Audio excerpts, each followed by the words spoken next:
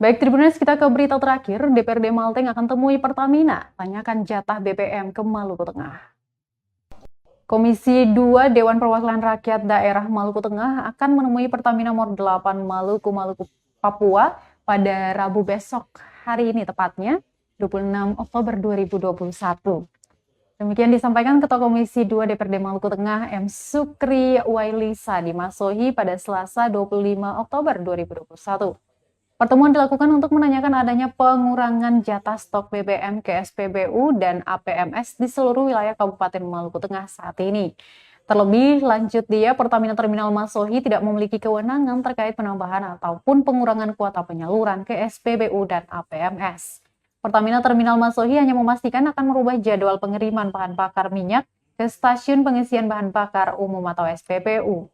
Jadwal pengiriman yang sebelumnya dilakukan di pagi hari akan diubah ke malam hari. Untuk diketahui Tribuners, kelangkaan BBM yang kerap terjadi di Kota Masohi, Maluku Tengah, selain dari kurangnya jatah yang diberikan, juga disebabkan penyaluran minyak yang lambat sehingga memicu panjang antrean di pagi hari.